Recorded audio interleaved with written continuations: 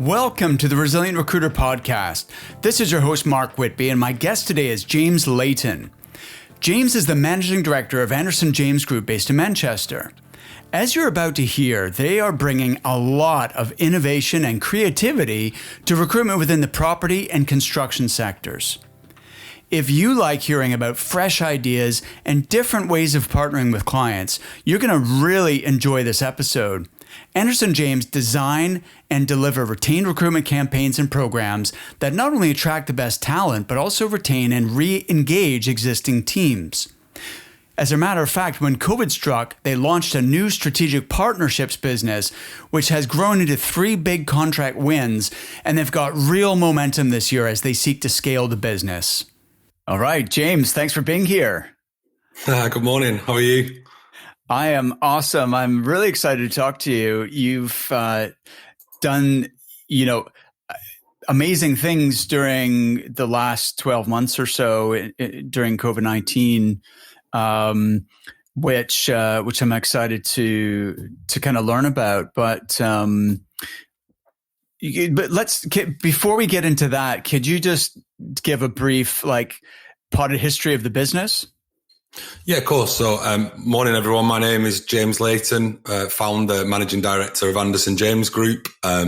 Business set up in 2015. So first full year was 2016. We actually set the business up as a consultancy business to start with. So we consulted with companies on job descriptions, PR, marketing. We looked at trainee graduate schemes. And the main reason for that was just to get some cash into the business and a monthly retainer. We then quickly transitioned into a more traditional recruitment business.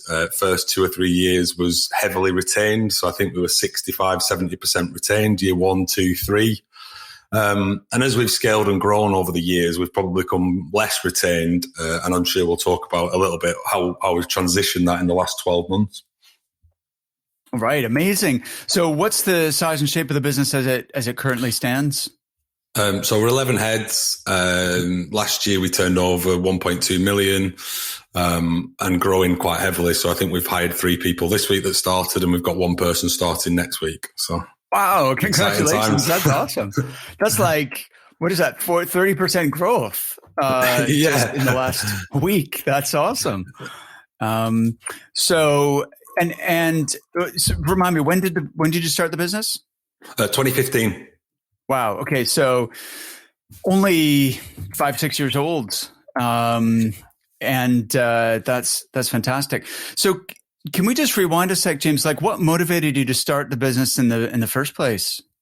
Yeah, well, we've got a mutual connection because you had Kev Redman on the show, I believe. Yeah.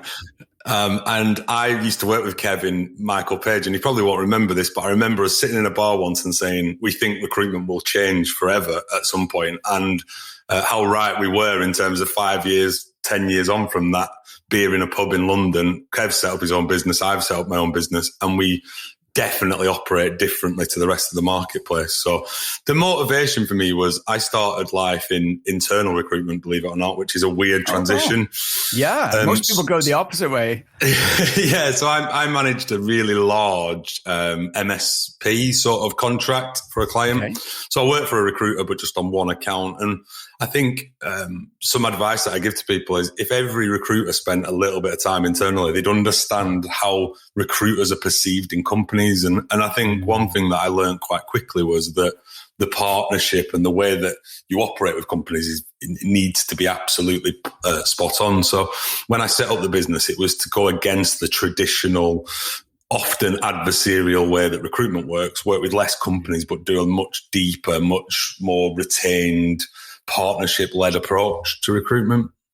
And I think we've done that, and the business has flourished from having less customers, and there's some challenges in that, as I'm sure we'll unpack.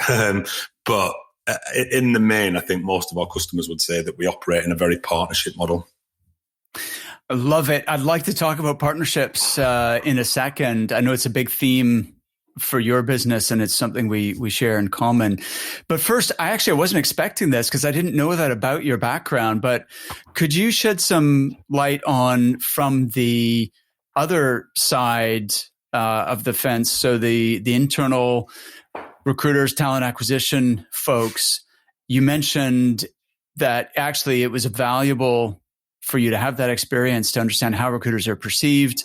And so what would you say, having been on both sides of the fence, recruiters need to understand about working with their clients and how they can make that relationship better?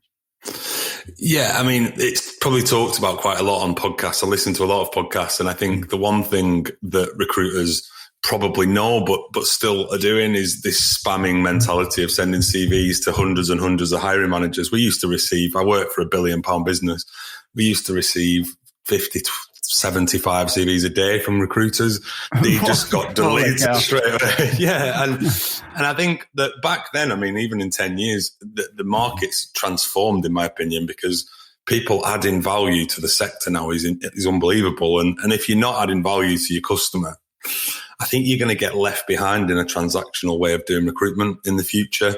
The thing that I learned internally as well is that recruiters will never die out. So there's been a cyclical fashion of internal, external, using agencies, using an internal team. But I think what I learned in internal recruitment is you lose your network quite quickly. So over a period of 2 years, you don't know anyone in the market. So I think the more niche and the more specialist you can become in recruitment, the better it's going to be for you and your career.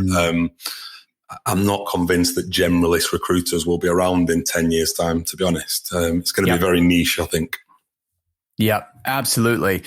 No, that's really interesting. And what would you say were the activities, or let's put it this way, what were the mistakes that recruiters made when they were trying to work with you? And what were the ones who shone through and actually did forge successful partnerships with you? Yeah, it's a good question. The ones that seemed to focus on quality of process were the ones that generally shone through. And, everyone can get lucky once in a while in terms of the right CV, right moment. I think we built some really strong recruitment partnerships in that time that I was there. And mainly it was down to good process, met the candidates, done the basics brilliantly. And I talk about this in my team quite a lot, is that you've got to do the basics brilliantly before you start doing some of the more advanced stuff. Because if you build your recruitment process on shaky foundations, it'll fall apart, won't it, eventually? Okay, awesome. So let's talk about partnerships then, because it's actually the P in I've got a methodology called the impact method.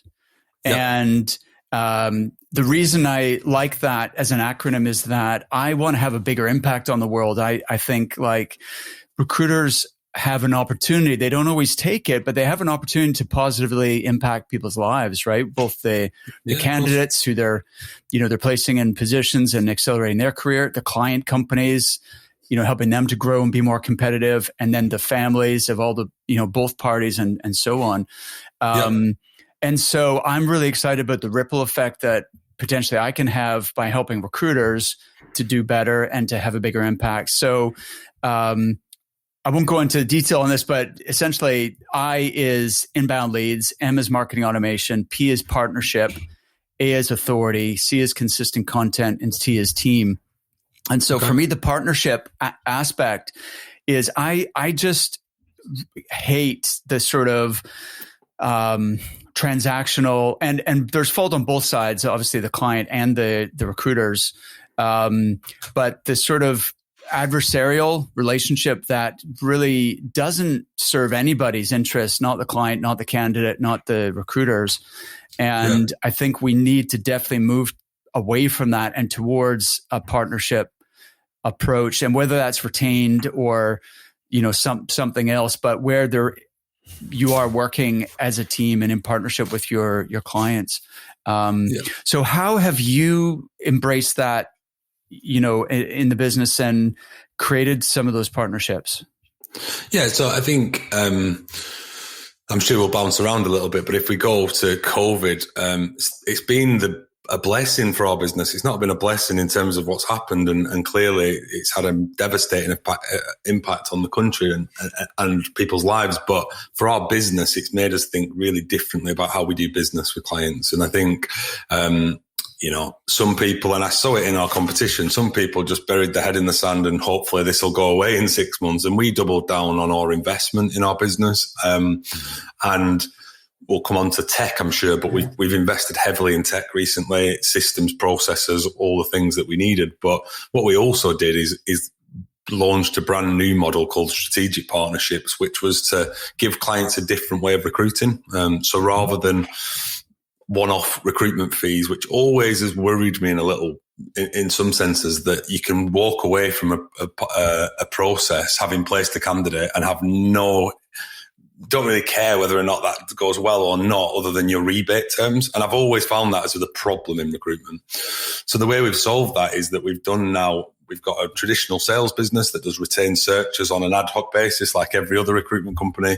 But we've also got a strategic partnerships business that looks at a monthly retainer fee to outsource their recruitment function, and not just outsource their recruitment function, but to give them dedicated heads for their business. So without getting into the mechanisms of how that works financially, a head will have a particular amount of cost within our business, and we'll put a profit margin on top of that head, so that from a customer perspective, if their recruitment spend was 500K, we'd be able to give some efficiency to that spend by making it 400K, for example, but give them 3 or 4 heads, so that they've got an internal recruitment team. But that internal recruitment team, which you didn't have when I worked at the likes of Wilmot Dixon, would have LinkedIn Recruiter, would have Total Jobs, the job boards, would have networking strategies, a system, infrastructure, all the things that when you're internal, it's just seen as cost. They don't want to spend that. So what we can do is give economy of scale to the customers that have a strategic partnership, because we'll have all that infrastructure in-house, so that companies sort of get that internal feel of a recruitment team, but they get that external presence in the market. And you mentioned it, marketing and automation. We're starting to automate a lot of their recruitment processes now internally. So we act as their recruitment team, but we behave like an agency in the way that we source candidates and do our process. And I think it's gone down like a storm. Clients love the service. There's been some teething issues, a lot of volume of roles, as you'd imagine, and trying to get the pricing model has been difficult. But I think as an added value to customers, some customers have had D&I strategies, BAME strategies. We've done apprenticeship schemes during that tenure. We've done graduate programs, and we've really embedded these processes in the businesses. And we're totally accountable for the people that we place into the company. So clearly our metrics in those accounts are around retention, fill rate, the longevity of someone in their career. And we'll be there when in 12 months, 18 months time, some of these contracts are 3 years. So we've got to care. And it's a bit of like preventive maintenance. You take your car in for a service so it doesn't break down fundamentally later down the line. We place the right people. Those roles won't come back to us in the future, because those people will be the right people that will stay for the longevity of their career. And I think, that business has grown from COVID day one. So what was that? The 13th of March to £1 million business, just about now will be £1 million turnover business in the next 3 months. Wow. That is incredible. Doing it slightly differently. Yeah.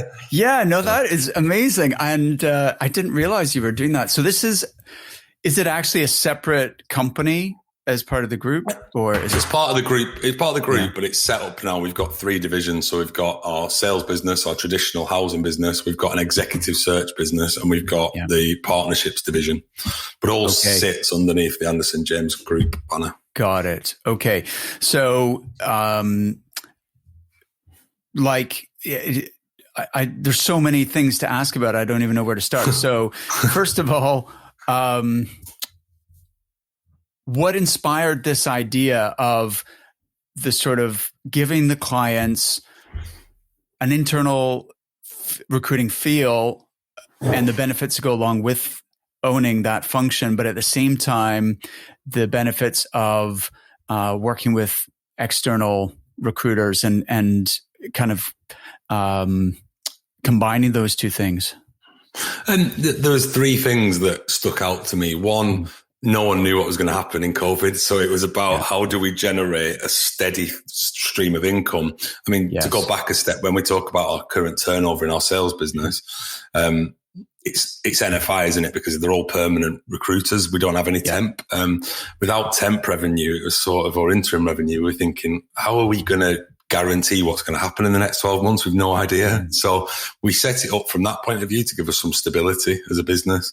When I was an internal recruiter, as I said, I think the one thing that stuck out to me is that internal functions are great at process management, but actually recruiting people, it's difficult because they generally don't have the tools. The business don't want to invest in those tools. For a recruitment agency, you're going to have LinkedIn. You're going to use LinkedIn. We can sort of keep the recruiters relevant, which is the most important thing. And they've got all the latest methodology of how to source talent. And that was the bit that was missing when I was internal, is that we just ran out of ideas. So we ended up just being intermediary between hiring managers and recruiters. What this does is combine the two a little bit. And I think the third thing for me was around owning what we deliver. And it's really important. This accountability piece is something that come up, but we've got a dedicated team now that's grown from 0 heads to 7 heads in the last 12 months. And it's a really, really easy model to scale up for me. When I think about the early days of our business, we made so many mistakes that could have been stopped. I even think I spoke to you at the time. And, when you're a new business starting up in the first 12, 18 months, you just don't want to invest in anything because you just don't know what the ROI is going to be on it. So what you actually do is you create this theory of insanity where you continue to do the same thing over and over and over and over again and think you're going to get a better result and typically don't get a better result. And I think we went through thinking, why are trainees not working out? We're giving them plenty of time. We think we're doing a good training plan. We think we've got the right methodology, but it wasn't working for some reason. And when I fast forward to last year and we're investing in training, marketing, tools such as Odddraw, video platforms, etc., you sit there and think, why did we not just do this in the first instance? We'd have been much further ahead in our journey now, but it's all learning, isn't it? Amazing. And so absolutely makes sense, this model from the customer's point of view. I think I can totally see the benefit to them. And for us, we've got, and us being the recruiters, you have that stability of recurring revenue that what you're, you can project, you can forecast, what's going to be coming in. So that's tremendous. By the way, just for people who aren't aware, NFI stands for net fee income, right? So you're looking at how can we stabilize that in a permanent recruitment business where you don't have a base of temps, contractors, interns, or what have you. So that's absolutely genius, especially. So was this model always kind of part of the plan, or was it kind of inspired by the pandemic? And honestly inspired by the pandemic. And that's why when I say we did well out of the pandemic, in some ways our customers were quite scared. They didn't know what they were going to do around recruiting. They were losing people. They had to know. And the big piece for me, and it's on our website quite heavily, is attract, recruit, retain, right? It's the end-to-end talent management piece. A lot of recruiters spend their time in the attract and the recruit piece, but the retention is so important. And the amount that does to your EVP as an organization, or the amount that does to your reputation in the marketplace is critical. And some of the construction businesses that we operate with, or housing businesses, they have turnovers of 40-50% of their staff each year. Wow. But they won't fix that unless they try and fix the fundamental root cause. And normally that's poor onboarding. And we work on all these things in our consultancy offering within those partnerships, is poor onboarding, the way that you attract talent, so from a diversity and inclusion point of view, what are we doing to bring more diverse candidates into the marketplace, and how are we inspiring the next generation of talent to come into housing? My little girl is, I say little girl, 11 now, and she wants to be a YouTube star. I mean, she doesn't want to work in housing, and I don't think that we're ever going to stop that. Is that she's never going to be inspired to go and want to work in the housing industry. So we've got to do more as an industry, and I'm passionate about this. We've got to do more as an industry to start inspiring the early careers for people at school, colleges to come through. Otherwise, we're regurgitating the same talent, and that talent just moves around the market. like every 12, 18 months. You said something about metrics earlier, and so many companies look at cost per hire and time to hire, which are, the early parts of the process, but they don't really measure the retention and are we hiring the right people? And yet, if you think of the overall cost of recruiting, the cost of that like churn is absolutely mind-boggling, right? Absolutely. Traditionally, we external recruiters don't have any effective way of tracking that and measuring and influencing that over time. It sounds like you've now got a way of achieving that. Yeah, absolutely. And the other thing that we looked at as well when we did this model was, what is our retention rate? We talk about it so much that you've got to own the stats, haven't you? And so before we started launching the partnerships, I had a real good grasp on, of all the people we've ever placed since we started the business, how many of them are still occupying those roles? And I did it for this podcast because, the data starts getting a little bit old if you go past beyond 2017, but from 2018, so 3-year period to this point, 94% of the people we've placed are still in their roles. And I look at that and think, how is that possible? And I think it comes down to two simple things is, like I said, the brilliant basics of meeting every candidate, meeting every client, making sure that we're not overselling opportunities to candidates and, squeezing or shoehorning them into a role just so that we get a recruitment fee, and actually just having a really good moral compass as a business and believing in the businesses that we work with. And I'm sure those numbers would have been a lot different should we have worked with worse businesses or businesses that we didn't feel passionate about representing. And B, if we'd have worked with anyone in the market. So when I look at our recruitment spend, and this has been a real downside to our business as well, but when I look at our recruitment spend, it's across 15 to 20 customers. It's not across hundreds and hundreds and hundreds. It's across 20 customers. And we'll have good spend in those 20 customers. But it means that we're not taking out of one customer and giving to another and doing all that sharky sort of recruitment behavior that exists out there. We are absolutely living and breathing their values and representing them in the right way, I think. Amazing. So let me just understand. So the turnover figure you gave me at the beginning, is that for the whole group or is that just for your, how does that break down?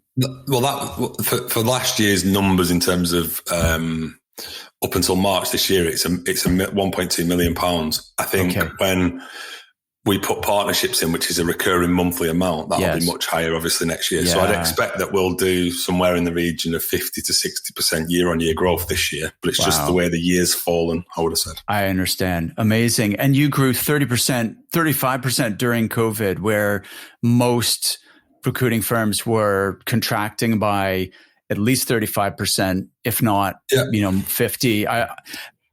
From what I can see, a lot of people contracted by 30, 40%, and some a lot more. Some were like, 50% down compared to the year before. And you did the opposite. So the net difference actually is more like 70% growth, really. Yeah. If you think of it that and we're way. lucky. What I would say, Mark, is we're really lucky. And I always feel pretty blessed in our marketplace that the government closed down the housing industry for about 3 weeks. So I remember, the beginning of March last year, it still gives me nightmares now where all of our placements were dropping out every single day. There was another placement dropping out. So we had the same challenge as others, but our market recovered much more. I've got friends that work in hospitality recruitment and they've been obliterated by what's happened. And I feel quite lucky that our market didn't have that, but I feel quite sad that there's other industries that got hit really, really hard, didn't they? For sure. And look, that part is luck, no question, that you were in an industry that, that bounced back quickly. But there are also things that you did during COVID to stay relevant and add value to your market. Could you describe some of those things? Yeah. So as I said, we only used furlough for a month. I thought we would have to use it for much longer when March hit, but we used furlough for a month.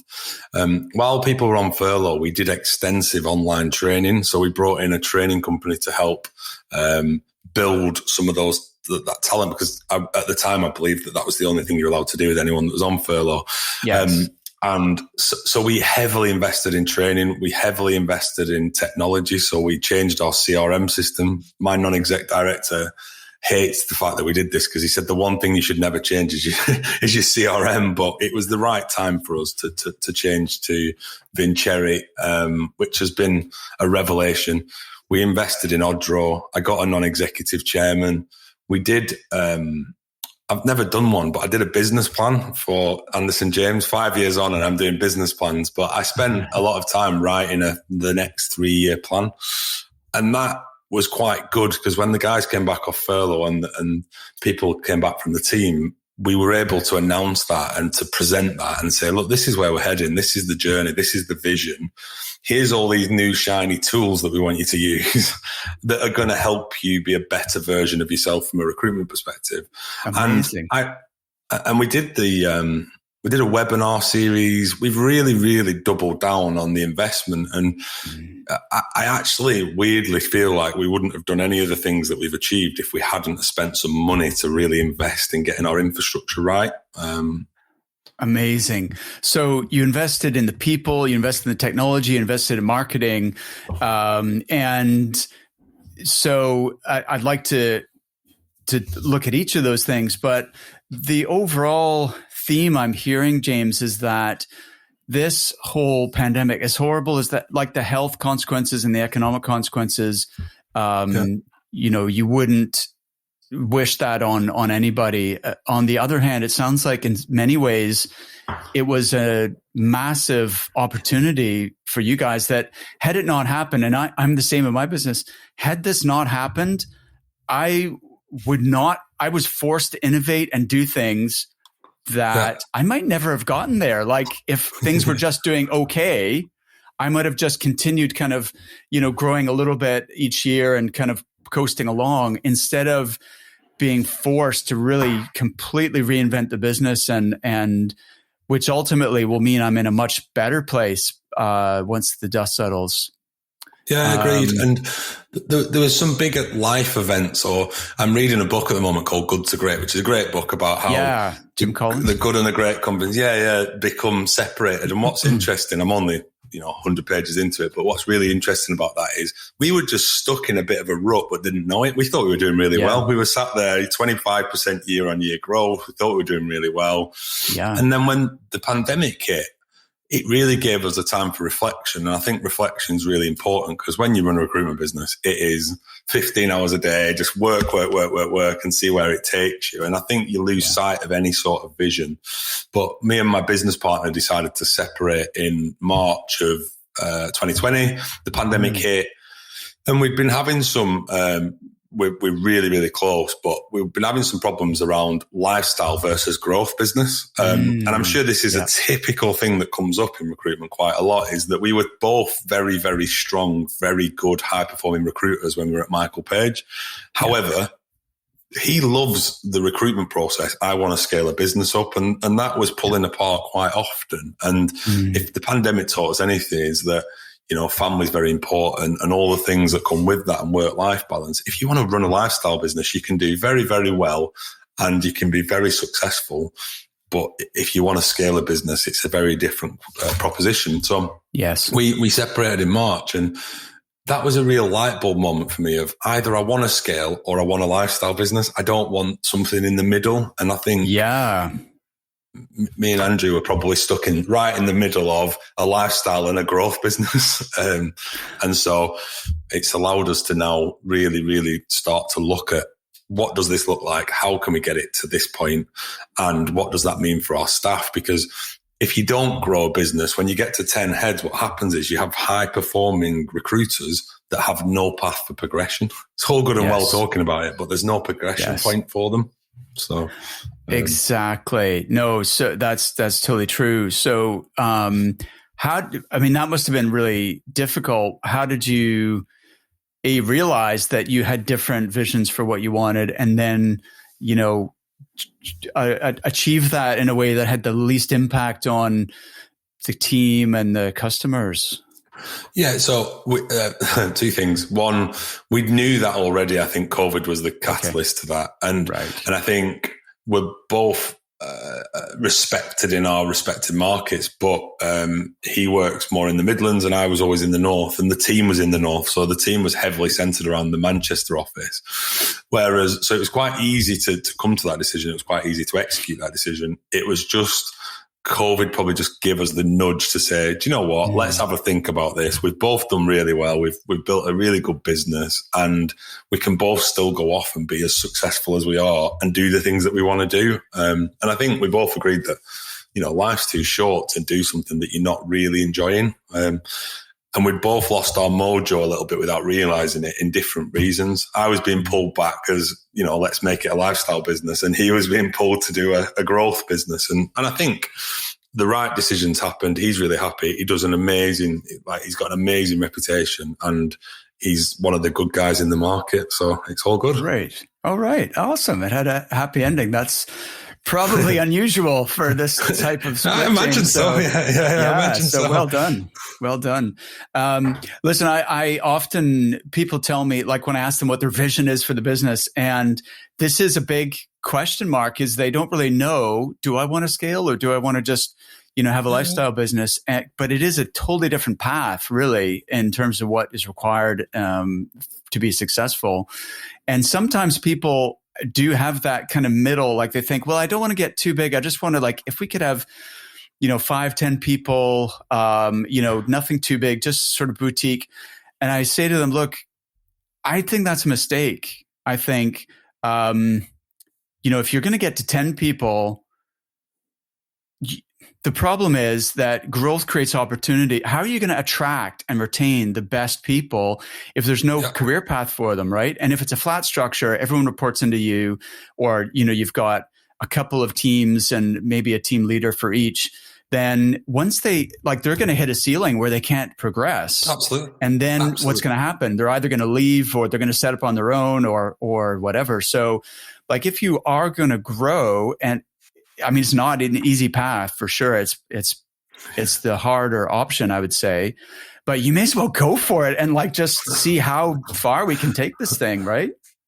Exactly. And I think that the important bit, and for anyone listening that is at that point that I'm probably at now, I think the key bit is to remove yourself from being a billing head. That's the best thing I've done in the last 12 months, is that I don't now have a revenue target. I don't do any revenue. It's all done through the team. And we've had to invest in a leadership team. I brought a chap called Rick Ollerton, who's my ops director, and Steph, who's our client solutions director, and they run their businesses now. We don't have to, they'd run without me now. And that's where it needs to be, so that I can focus on marketing, automation. How do we look at content management? How do we look at, bringing our brand in line with what we want our vision to be? Yes. And that, I've never had time for that.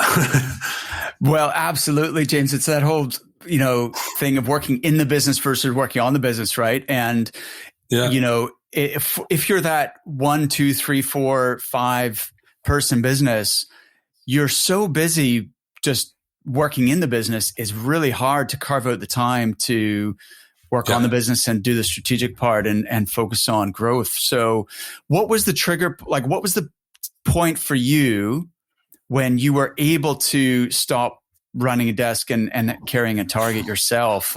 How did you know it was the right time to do that? Yeah, I still keep in touch with clients. I've got some long-standing client relationships, but believe it or not, again, since COVID, I've not built anything. I've not had a revenue target. I pass any jobs that I pick up to the team. And we've got a system now that I think works quite well, where we've got a trusted leadership team. They know what they're doing. They've got their strategies. They know where their next hires are coming. They've got a business plan that we're working to. And I think just removing myself from that naturally, it just happened. There was too much going on through COVID for us to not be doing that, in terms of all this implementation of new systems, processes, Odro, game changer. We've just automated one of our clients' entire blue collar recruitment. We don't do blue collar recruitment. We only do white collar, but we've allowed them to automate their entire recruitment at a transactional level. Wow. Through email marketing, through Oddraw, through a few different tools. Yeah. You know, a candidate now receives a video saying, why would you work for us? It gives them an overview of the role. It then gives them an opportunity to interview themselves for that role. And it's all sort of automated through either bots or through video platforms or through marketing. And I think the more work we do around that, it's becoming more and more relevant that actually you've got to somehow storyboard the candidate journey through video, so that people are engaged. Because I still don't believe that if someone sent me an email with a please see attached a link for you to do your own interview, that I would actually apply for that role. But I think if you show them a video of this is someone doing that job and this is how they find working for our business and here's some of the good bits, I don't know, maybe I would. So we're currently tracking the performance of that model at the moment. Amazing. So let's talk about your technology for a second. Then I want to look at marketing. So you mentioned Vincere. I know Eloise. In fact, she's going to come on the podcast sometime in the next couple of weeks. Then you've got Oddraw, which is video interviewing platform, right? And they're based in Scotland, coincidentally, as am I. And like, what are some of the other key components to that allows you to automate and run, you know, this candidate experience? I mean, the big tools that a recruiter gets now, regardless of level that joins our business, they get Oddraw, LinkedIn, Vincere. And I mean, Vincere for me and Oddraw are changing the way that recruitment works. In my opinion, it's becoming much more that, if you've ever used it, that Slack feel of how you do business together. And with them working together quite heavily in terms of the tech businesses, I think it's so heavily integrated eventually that you'll go and you'll log onto one platform and everything you need will be there. But I think the one thing that, you know, from a recruitment perspective in our business, embedding these tools is much more difficult than buying them. You know, actually plugging them in is one thing. I think from and embedding them into the business, they've got to feel the benefit and the candidate's got to feel the benefit. And then, but when we've introduced them to clients, and this is where the confidence comes and the automation of the candidate piece, they love it. They absolutely love these tools. You know, with Vincere's live list where clients can just keep logging on and off if you've got multiple jobs and see what's going on the platform at any one time. And then us getting the analytics to say they've been online again to look at the candidates that you've submitted. It's all just really, really, really insightful so that you can make better decisions through data. And then, you know, as we'll probably talk about, but trying to use some MarTech to automate some of your marketing platforms is going to be key, I think, in the future, isn't it? And making that inbound marketing work for businesses is key for me. Yeah, absolutely. So let's come on to marketing then. Well, before we talk about MarTech, you did a webinar series during COVID. Can you explain how and why you did that? Yeah. So, I see a lot of case studies, and I said to my team once, I was like, I'm sick of seeing case studies. Like, case studies everywhere, aren't there? And I said, the best way for us to do a case study is to actually show the world what we're doing through a webinar.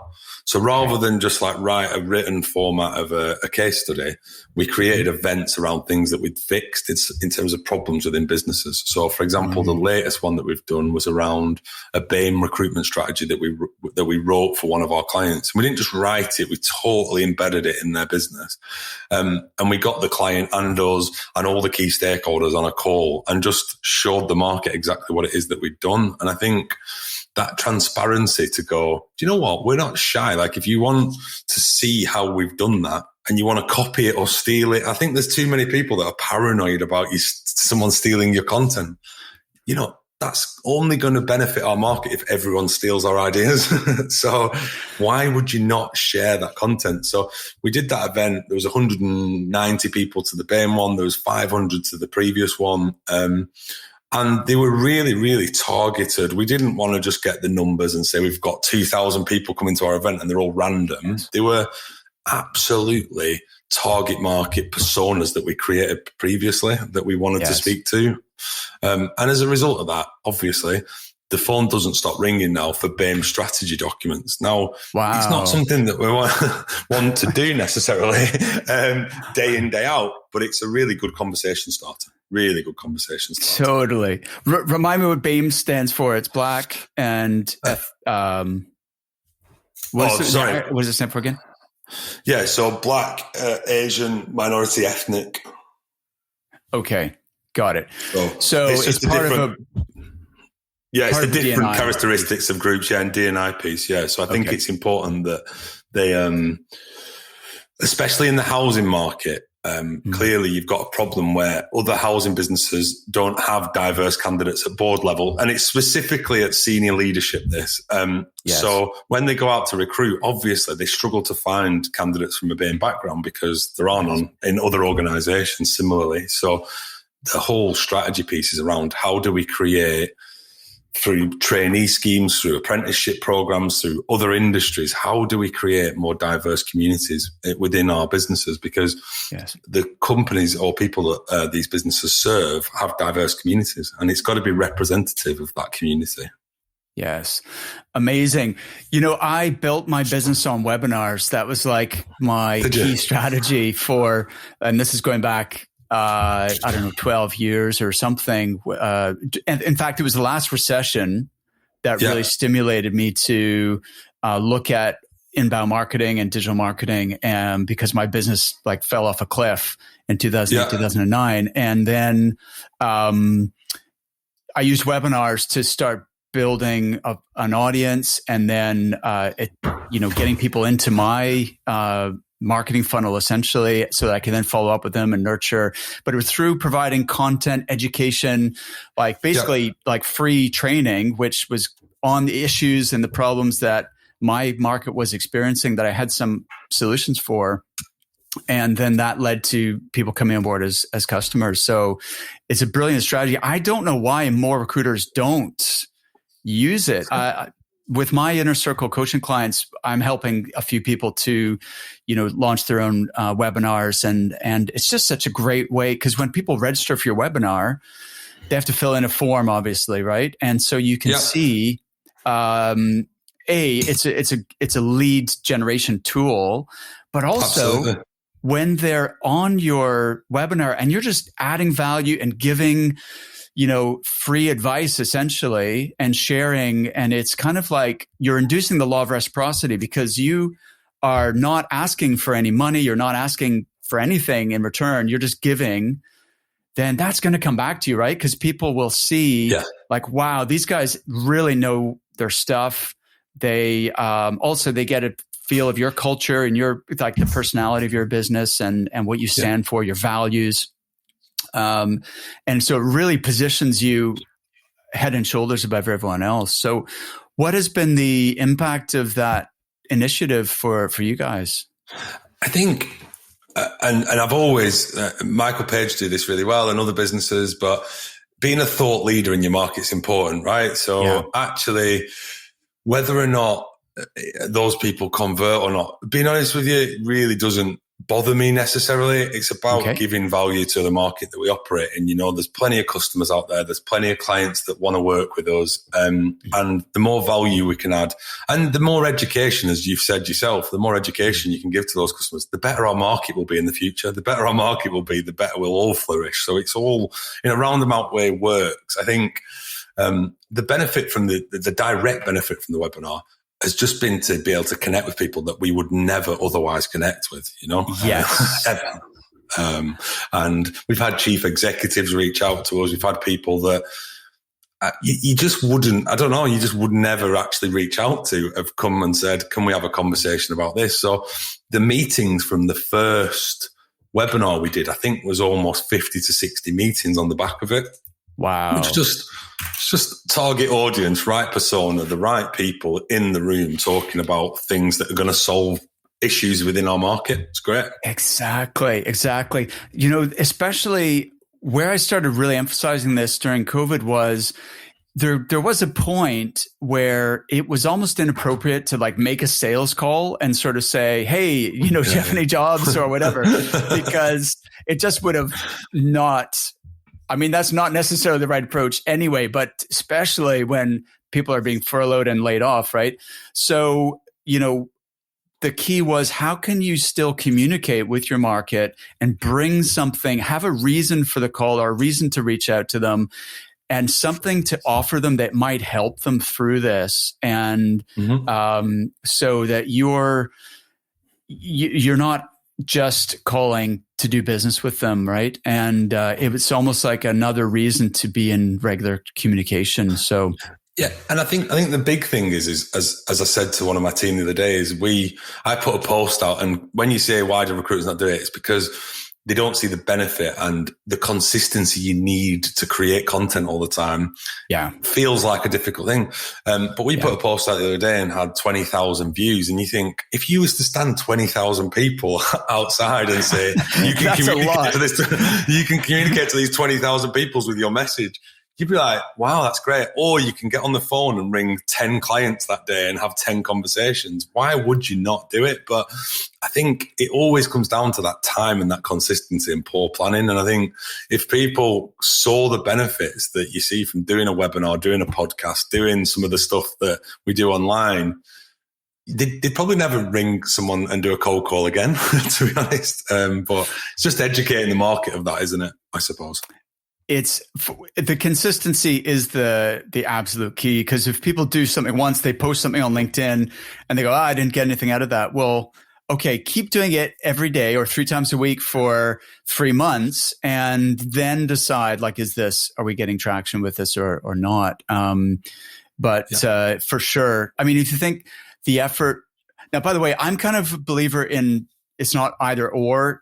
Like, it's both. We still need telephone. We still need outbound, but it's so much easier when you're also doing inbound marketing at the same time. And the thing that surprised me, Mark, with it was it's the lead up and the after the event as well. It's not the actual event itself becomes irrelevant at some points. It's about having those conversations up front. What do you think about this subject? How do you feel? You know, for example, we're doing one around modern methods of construction. Like, how do you think that's going to impact this marketplace? And you're having 20 times better conversations with your customers or prospective customers. And they might not come to the event, but you've already opened the door to talk about something. And they think these guys are different. There's something different about them. Yes. And that's been the biggest change for me, is that the sales guys are equipped with better content, better things to talk to customers about, rather than absolutely. How's your structure? Have you got any jobs? Is there anything going on in your business that we can help you with? It's becoming probably offensive almost to do that now. Well, absolutely. Like, if you can equip your sales team with that, content becomes ammunition. A, they become market experts in their niche, right? And B, they have other things to talk about with clients that demonstrate that you guys are, the leaders in your space. And also in terms of nurture, like, how often do you call someone and they're not ready to hire anyone right now? Yeah. And then you're like, okay, well, I'll call you in 3 months. Well, that's not going to work. But what if you say, hey, would you be interested? We recently did this webinar about this, or this. Would you like to see it? I'll send you the recording. Yeah, of course. And then you've got ways to follow up in a non-salesy, non-intrusive way that mean that you can get much closer to that client, so that when they are ready to go into a hiring mode, then you're like top of their list. Absolutely. Yeah. It's been an eye opener, and another event coming out soon, and podcast to launch. And there's going to be quite a lot of just content. And at the time, and I can understand why leaders don't do it. We've invested a lot of our turnover into marketing. So I believe, and, it's like the book, isn't it? The compound effect. If people want an instant result from anything in recruitment, they're absolutely wasting their time. It's a long-term viewpoint. And I think there's nothing different with marketing. You're not going to get traction on the first post, second post, third post. Keep going. And you do start to see some traction. So.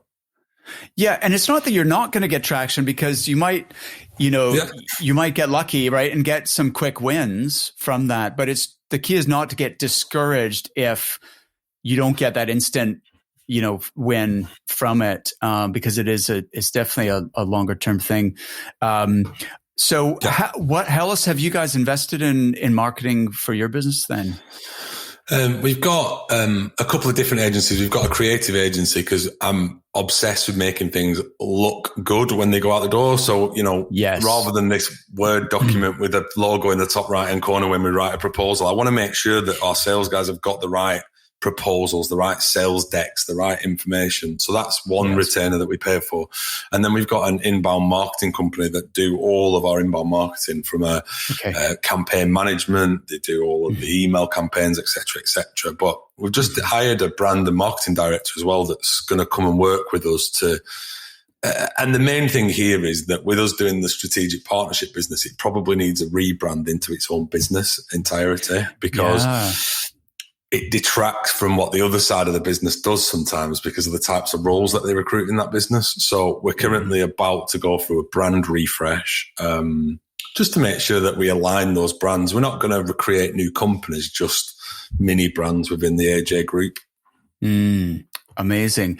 Yeah, I've got a friend, Greg Savage, you might know, who has been on the podcast before. He's going to be back as well in a few weeks. And he says, like, if you have a 5-person recruitment business, your next hire should be a marketing person rather than another recruiter or another salesperson, because they're going to leverage everybody else and help everybody else to up level their billings. I totally agree. And I've always felt that marketing, even training, when you're in your early parts of your recruitment career and setting up a business, you think everything just looks like a cost. Everything just looks like a cost. Whereas what you don't realize is for every pound you invest, provided there's an ROI on that pound, keep investing. And, we've had some poor investments. We've had some good investments. You just got to keep trialing things until you get the right formula for your business, I think. Absolutely. There was one more thing I wanted to ask you. I know in our previous correspondence, you mentioned, we talked about what were some of the big challenges, and you mentioned that you had a few companies going bust on you. Could you just speak on that briefly? Yeah. So, 2018, we had a client that went out of business, and we work in a market where it's quite volatile for that happening. So businesses go out of business and they'll set up as a new company 6 months down the line. But we had one, 2018. So we'd have been 2 years in, and it wiped out everything we had. So at that moment, they owed us $250K. Ooh. We had, I can't remember. I think we probably had 50 to 100,000 in the bank at that time. And it was like, this could be the end of our business. And I remember we had a Regis office at the time, and I remember avoiding the lady that wanted us to pay our bill because I was thinking they've just taken all of my money. So, and we had to really, and one thing that I think is really key for someone is when you're a startup, you gravitate to a business that gives you lots of revenue. So rather than going trying to win new work and new businesses, you just go, these are giving us plenty of jobs. Let's carry on. And you build up this massive war chest of revenue in one business. If that business turns the tap off or doesn't pay you or something goes wrong, it can have a really adverse effect, because not only did we lose the 250,000 and didn't have any revenue because it had all been wiped out, we didn't have any other customers at the time either. We were just sat in one business doing all their recruitment for them. And that was a big wake up call, because on the day that happened, it was like the Wall Street crash in our business that day, because I had 2 new starters looking at me like, James, what's going on? And I was thinking, we've just had a business go bust on us. And it's not just the money. All the candidates we'd placed there lost their jobs, and there was a massive, massive ripple effect of that happening. And we had to knuckle down. And I think one thing that adversity showed me, which is probably a good thing now looking back, is that when COVID happened, I felt totally calm. Rather than panic, I was like, been here before. I've had all my revenue wiped out once before, and I've got the tools and the ammunition this time to be able to fight against it. And like other businesses, the ones that pivoted, or certainly, I'm not particularly like the word pivot, but the ones that changed their strategy and COVID are the ones that seem to be flourishing today. The ones that just kept banging the head against a brick wall all the time seem to still be doing that now and trying to work out what this new market's going to look like. We go up against quite some of the big exec search firms, and we've won a few roles off them recently, which is unheard of. And they're global businesses, but they're still trying to force this meet in person agenda and, all the same things that they've always done. And I believe that they'll get left behind eventually if they don't change the way they do business. Because what COVID's done is leveled the playing field for me. You could have a business in the Isle of Skye in Scotland, couldn't you? And you could work anywhere in the world now because technology has leveled that playing field, and the barrier to entry is so low now. You can meet every candidate online. You can meet every client online. So I think it's made the recruitment market interesting for growth because geographies are no longer a barrier to entry. Absolutely. So looking back to 2018 and that massive loss, like 250K wiped out of your accounts, and the cash flow impact, and then also not having other business like to fall back on. How did you recover from that, and what did you learn from that? The obvious learn was not to put all your eggs in one basket in the sense of the customer base. What I learned personally is a big lesson on.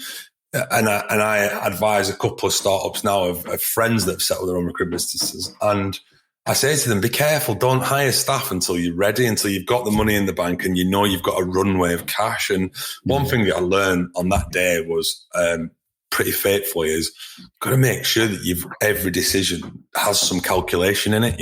Have I got 6 months worth of salaries in the bank? Have we got enough revenue coming in regularly to make this hire? Because you should, especially with trainees, I think you've got to be able to say 6 to 9 months of time really to really invest in their career.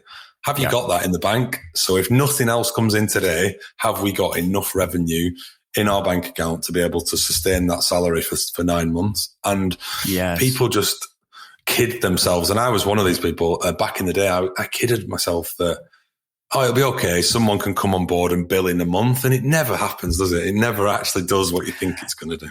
Absolutely. It's interesting because I interviewed a guy called Joe Slenning, and he has scaled recruiting firms before and sold them. And he said very similar, like I asked him, what was the trigger point for hiring? And he said, we need to know we could pay them for 12 months, like in the bank. And then we would hire someone. And, which seems very conservative in many ways. But then you just, if you sell like crazy and make sure you build up your cash reserves. Well, and that's why I'd encourage people, and I'm sure companies out there do this anyway, but I was always told at Michael Page that make sure that your temp revenue covers your overhead and your perm revenue is your profit. And this is what stuck with me when I set up the strategic partnerships business, is that we can scale at the moment because our partnerships business, which is contracted till 2022, at the end of 2022, covers our overhead. So if we want to make a hire, we can, and we're not going to put ourselves in any major danger at this stage. So one of the learns from that experience was obviously not having your eggs all in one basket, but also choosing the right eggs or baskets. I don't know which it is, but like with this partnership model, how do you know that you're getting to bed with the right partner? Well, and it's a really good question. The current 3 strategic partnerships that we have are businesses that we've worked for a long time. So clearly they were easier to win. Before you got married. Yeah, exactly. And would I do that with someone that we've not worked with before? Probably not. And nor would they want to. There's try before you buy mentality to actually, how does this work as a marriage before we move in together? And I think the clients that we work with are good. The problem exists that none of those, when you go back and you do lessons learned on some of the situations where businesses go bust, and we've had 3, but the biggest one was in 2018, you look at it and think, do you know what? We could have never seen that coming. It just happened overnight, gone. And that's why you've just got to be careful, haven't you, around how much revenue you hold, how much cash you've got on hand at any point in time. And the thing that Again, even from an accountancy point of view, every part of our business is now outsourced. Marketing's outsourced, finance is outsourced. They've got an outsourced FD arrangement. And some of the things that they teach you without even trying to teach you is just around how much cash you need, where your numbers are going to be in 3 to 6 months. And, I've never had that in terms of a formula of where we're heading as a business from a revenue perspective. So I think it's good to put trusted advisors around you in all areas, isn't it? Training, marketing, finance, sales. You'd hope that we're good enough at sales to make that work. But the rest, you need to make sure you've got total experts around you. Well, I guess the core of what you guys do is sales and recruiting, right? So that's what you need to do in-house. But then the other elements, which you don't like, you need to understand, but you don't need to personally do marketing, training, technology. You can outsource those things which are not central to what you actually deliver, right? Absolutely. Yeah, absolutely. James, listen, I could talk to you all day. I feel like we're only scratching the surface, but there's been so much value there. So thank you so much. I really appreciate it for, coming here and just really being so open about what has worked for you as well as, what the challenges have been. I really appreciate it. Yeah. Thank you very much, Mark. Awesome. So listen, just before we go, if people want to reach out to you and learn more about Andersen James, then obviously they can go to your website. They can find you on LinkedIn. Do you want to just share the URL? We'll have it in the show notes, but for people who are listening only and aren't reading, what's the website? So it's www.andersenjames.com. Fantastic. All right. Well, thank you. And let's do this again. It was a lot of fun. Yeah. Thanks, Mark.